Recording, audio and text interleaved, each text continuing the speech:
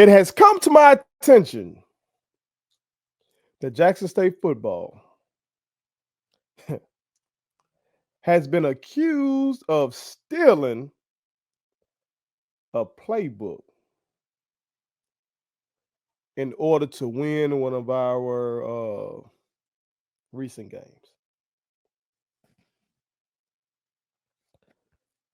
Now, of course, all y'all real ones know that's utter bullshit. But I'm going to explain very quickly why no one who supports HBCUs should be saying that shit, buying into that shit, sharing that shit, or supporting any motherfucker who would say some shit like that. Before I do, make sure y'all hit that subscribe button. I am your homeboy first, and this is the realest, most entertaining show in the game. Put it on something. Again, hit that subscribe button, hit that like button, hit that share button, and put all your people on it. Also, fuck with our sponsor, the King McNeil Collection. That is the King McNeil Collection for all your fraternity needs, your sorority needs, any kind of gear that y'all need related to the Divine Nine. They got you. Okay, go on over to kingmcneil.com or download the app, and don't forget, tell them First sent you. Also, fuck with my company, that is Statement Tees. Every t-shirt you wear makes a statement. Visit statementteesllc.com, or you can just follow us on Facebook. You know, you can inbox us and get a custom order done. However you want to do it, we'll be happy to help you make a statement. You feel me? But let's get into this, y'all. I ain't gonna spend too much time on this bullshit now. I'm gonna spend too much time on this bullshit. But nobody who calls themselves a supporter, an advocate of HBCUs should be on no shit like this. I don't give a fuck how you feel about Jack State football. You know what I mean? I don't give a fuck how intense the rivalry may be. You don't need to do that. And this is why. This is why. The fact that our football team is still doing what they're doing in year 2 of the TC Taylor era, year 2 removed from Deion Sanders, that shit should be celebrated. Not in the sense that you want your team to lose to us. That's not what I'm saying. What I'm saying is, in the grand scheme of things, the big picture of things, the fact that we're still able to maintain greatness shows that HBCUs don't need these outside motherfuckers who don't give a shit about HBCUs. We don't need the white glare from ESPN. We don't need that shit. It was nice to have it. I was glad to have Prime there. Y'all already know. I was glad. Told y'all before, that was my favorite football player growing up. So the fact that my favorite football player from my childhood was finna be with my school, my family's school, the school where that gave my mama her bachelor's and her master's, the school that gave my sister, if I'm not mistaken, all of her degrees. She just got a doctorate there. The school that allowed me to go the alternate route and become a teacher. This school has done a lot for me. So for Deion to be there with this school, I was elated. And I was also pissed when he left because of the rhetoric that he was sharing while he was there, leading us on and shit, making us sound like we can be this this Wakanda almost. Like, oh, we need to come back and play for our own. And I thought I had an ally in my fight for black people and black liberty in this motherfucker. So then when he left, I said, oh, this motherfucker lied to me. And then came all the lies. And then his supporters lying and piling on and piling on. And now saying all this shit. Now, years later, I can't make a post about Jack State like on one of my other platforms that may be like my Instagram or Facebook, something like that. Well, I get millions of views.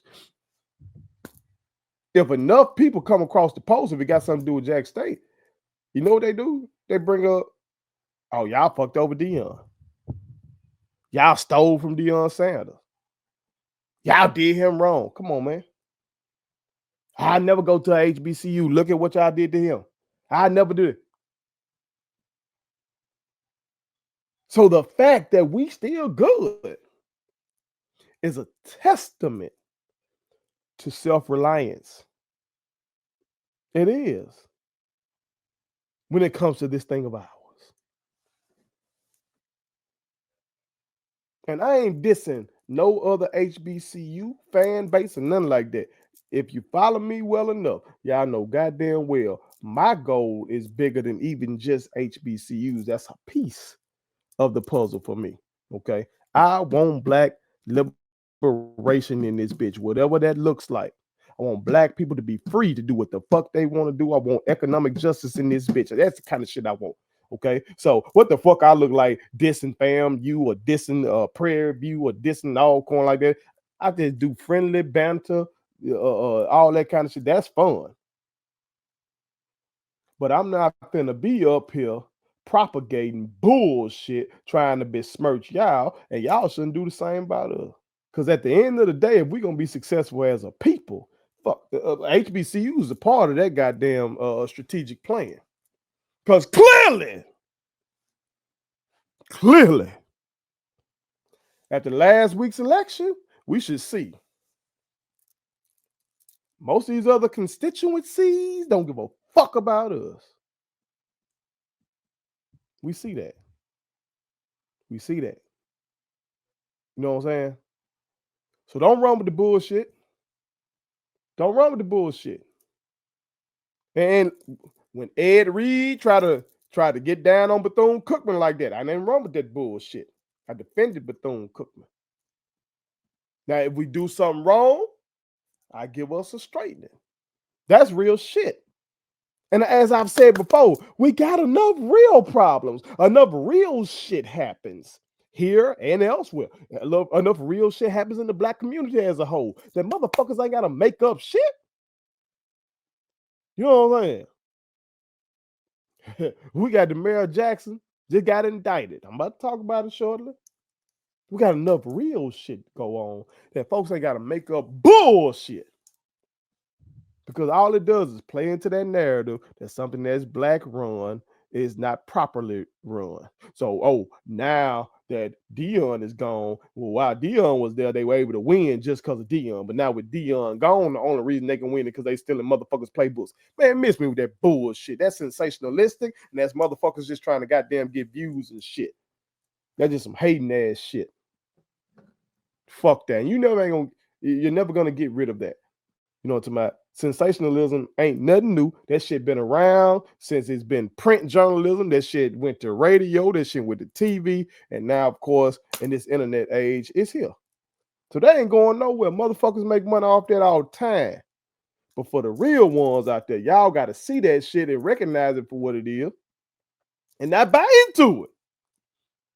Don't share it. Don't share it. Stop fucking with the people who do spew this bullshit. I've said countless times, one of the problems that we have in our community is we tend to enrich the wrong motherfuckers. We tend to support the wrong motherfuckers. Now, other communities do that as well. See Donald Trump. But, like, we can't do what they do. When we playing from behind, this our home, but we down 20 points at the start of the game at home. So in that kind of situation, you can't have no turnovers, Jack. You can't have no mistakes. So we can't be up here doing what the majority group does and think we're going to eventually catch their ass. We can't do that. We can't be enriching the wrong motherfuckers. We got to shun these fuck niggas. We have to shun them. We have to ostracize them. And then maybe, just maybe, they'll stop that shit. Just maybe. But you can't control them. You can control you, though. You can control what you click on. You can control what you share. So don't buy into those false narratives about Jackson State University.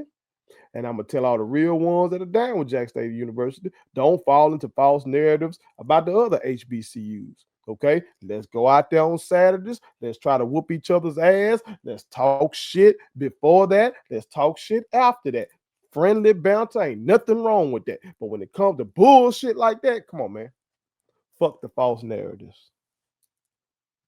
Put it on something. Please subscribe to my daddy's YouTube channel because the more subscribers he gets, the more attractive he looks to sponsors. The more attractive he looks to sponsors, the more money he can make. And the more money he can make, the more money he can spend on me.